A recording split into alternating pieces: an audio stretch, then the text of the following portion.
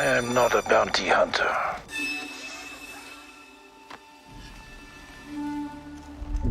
I've heard otherwise.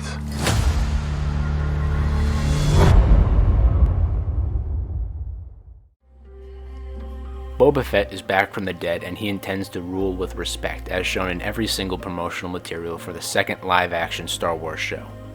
Now, at the time of recording, Book of Boba Fett comes out tomorrow on the 29th, and today is the 28th of December. I just wanted to make this video so I can have a record of my feelings going into the series, and hopefully something I can look back on after this season is over to see if the show met my expectations or if it did not. I want to jump off with what we know about the series, which is basically nothing. We know for a fact that all the footage that has been shown in all the TV spots and trailers is only from the first half of the first episode. And story-wise, we basically know nothing new than what we did from the post-credits scene at the end of The Mandalorian Season 2. All we know is that Boba and Fennec have taken over Jabba's territory, and they're trying to defend it from other syndicates and make a name for themselves in the underworld. So once the story starts moving after the first half of the first episode, we will likely be thrown a curveball. Now that could be literally anything, and the way we hear the executive producer Robert Rodriguez talk about the show is that it's going to be a glorification of Boba Fett. If you like the episode The Tragedy from The Mandalorian Season 2, which Robert Rodriguez directed and brought back Boba Fett into the Star Wars timeline after he had fallen into the Sarlacc, that is what the Book of Boba Fett will be most similar to what you have seen before. Also, even in the trailers, we have seen flashbacks of Boba in his gray flight suit with no armor plates, walking into Tashi's station, so we know we'll be going back in time a bit. So I think there's a good possibility we'll see a recreation of the Sarlacc pit scene from Return of the Jedi, but from a different angle, which means we will see Luke again and we will see Han and Chewie again. But of course they won't have any lines, besides anything they would have said in the movie. But it'll be far off in the distance because the scene would be about Boba Fett centered on him, similar to the skit in Robot Chicken. But I think they might recreate that scene if we really are doing that many flashbacks. It might even be the opening scene in the show. Now, since 2012, there's been a pattern to most Star Wars shows, from Rebels to The Mandalorian, and that pattern is a child being taken in by hardened warriors who eventually turn soft to protect that child. Of course, in a show like The Mandalorian or even The Bad Batch with Omega are taken from the perspective of the warrior taking in the child, while Rebels was from the perspective of the child being taken in by the warriors. I bring this up because that story structure is proven to work and it is effective in making you feel for these characters. And it is something that Star Wars for the time being needs to move away from because it is getting too repetitive. Now, if the Book of Boba goes down that route where Boba and Fennec don't necessarily take in a child, but maybe a teenager that is living in the crime world, and they try to bring this person up through the ranks and protect them, which has been rumored. Of course, most leakers have no clue what they're actually talking about, but try to make a guess or their best assumption as to what could happen. So, with the pattern of previous shows, I would say they made a pretty solid guess. I just hope it doesn't go that way. I hope they stick to Boba trying to collect the crime world into one union, because this is what we're missing from Star Wars. The criminal world shown in the Clone Wars was the most we had ever seen the underbelly of the galaxy at the time and since then. Not many books or comics, somewhat besides the ones that tied in with Solo, discuss the underworld in detail. The crime world is a whole new area to explore in Star Wars, which looks like the Book of Boba Fett will deal with. We only see Tatooine in the trailers, we don't see any other planets. But like I said earlier, the trailers have been from the first half of the first episode, so there's a lot of room to show different or new planets in this 7-episode season. Outside of the warrior taking care of the child story archetype that has been present in modern Star Wars, the use of cameos in big series like Marvel and Star Wars has proven to Disney how profitable cameos are. The biggest movie since the release of Endgame, which as the joke goes was the most ambitious crossover ever, is another crossover movie in Spider-Man No Way Home, and that's not even close to finishing its theater run yet, and it is still making an insane amount of money.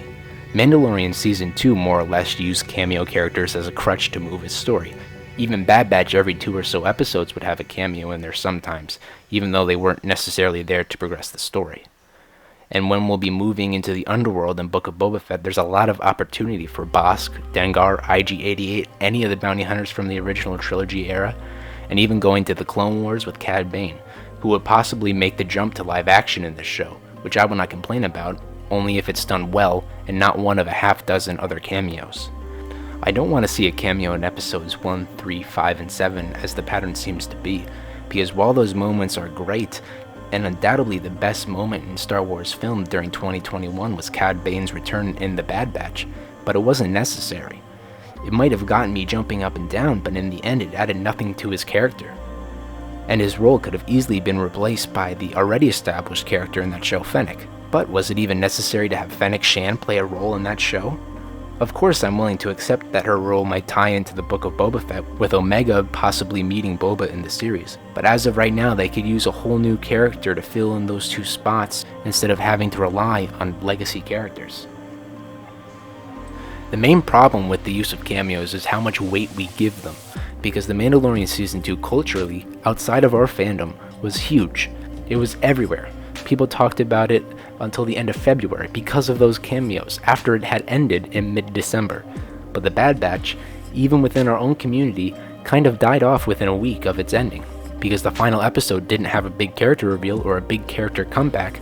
It was emotional closure for the entire Bad Batch, but because it didn't have a punch to have people freaking out on Twitter over, it had little impact within our own community, that people stopped talking about it altogether, let alone outside the fandom where it made almost zero impact. So with the huge numbers of No Way Home and Endgame, the tremendous success of Mandalorian Season 2, I'm sure Disney is pushing for these big character moments, because without them, the Disney executives probably feel like they won't get enough attention, which means they won't get more subscriptions.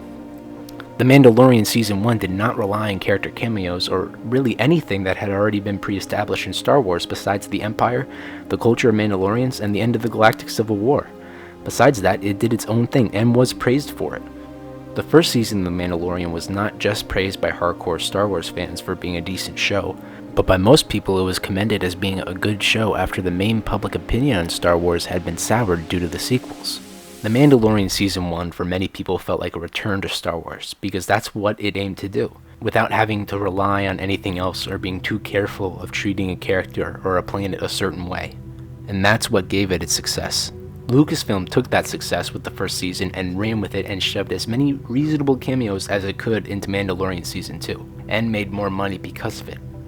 So, to make the best of both worlds, I would say the Book of Boba should have at least one, maybe two cameos, not including Mando. And those cameos should be meaningful to the story and to their characters.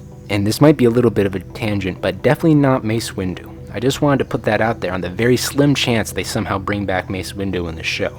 But to bring back these characters as they did and might is not a very good choice, because it's only done to have that big cameo moment, to create that Twitter firestorm, to trend for a day, to get the attention, and it unintentionally ruins the legacy of other parts of the story, just for that shock value, which I would say isn't very worth it. And I'm aware this opinion might be completely different to the vast majority of people, as there was a new character showed off in a trailer the other day, and the first thing people thought of is, how does this person relate to what we already know? And I just think that is a flawed way of looking at things, as I just hope that the new character would have something new to explore, rather than relying on the old and trying to pull things out of Legends and somehow relating it to something we already know, like claiming it to be Aurra Singh's daughter. It always ends up as an unnecessary connection that really wouldn't add much besides a cool Easter egg. And so that's mainly a combination of most of my opinions I'd want to speak about over the last year. Of course, this is more of what I could fit relative to the Book of Boba Fett. When it comes out, all I can hope for is that it's good. Personally, I want to see a more badass Boba Fett that hopefully keeps his helmet on more often. I understand contracts and that Tem might have got something in there that says he needs X amount of screen time with his face, but it's never been part of Boba Fett's character. He was a mysterious man in a helmet, and now we're getting a show about that character, which is still mind-boggling. Once they started doing anthology movies, everyone wanted a Boba movie. And believe it or not, we're getting that Boba Fett movie, which I don't think I've fully processed until I see it tomorrow. I'm sure it will be something to remember. I can only hope that it can be successful like The Mandalorian so we can get more projects like this, and I can also hope that it's good. May the Force be with you.